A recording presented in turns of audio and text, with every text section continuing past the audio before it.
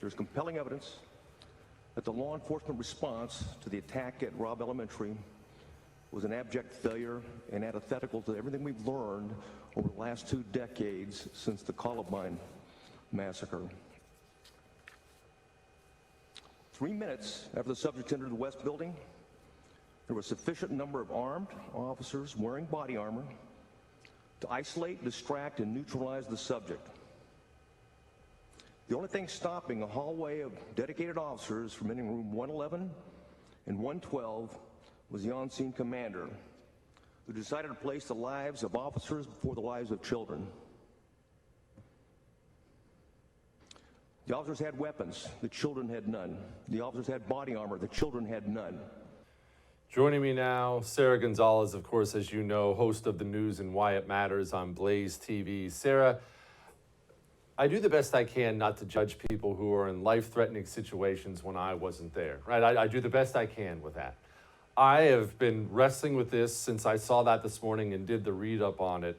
As a man, forget cop, forget cop, no cop, as a man, you're standing in the hall with a weapon while 10-year-olds are being executed and you don't do anything? Sara, explain this to me.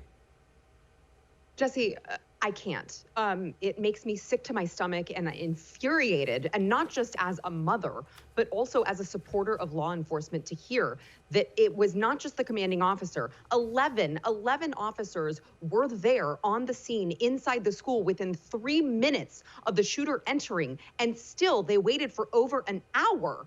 Didn't even check the doors to see if the doors were actually locked. We've been lied to this entire time from an agency that I think it's safe to say you and I have both supported in the past. And look, I'm not saying that I don't support police anymore, but what I'm saying is we have to take a long, hard look at policing as a general rule and figure out, how did we come this far? How did we see over the course of 2 years during COVID, we saw police officers arresting mothers in playgrounds. Now we're seeing these men standing around listening, presumably, to children being shot and doing nothing about it. It's absolutely infuriating. Something has to change. I don't know, Jesse, if I can blame the left's constant demoralization of police in general. Maybe all the good ones left. I can't tell you what has happened, but what I can tell you is, you're speaking as a man. I'm speaking as a mother. You could not have stopped me. I would have been the mom who got detained and figured out how to get undetained and run into the school to save her children. And as an officer, I can tell you, I would have said, you know what? You're going to have to shoot me to stop me because I'm going in there and I'm saving children. And trust me, I love police as a general rule, but something is very, very wrong in policing, and we need to figure out what it is before more innocents die.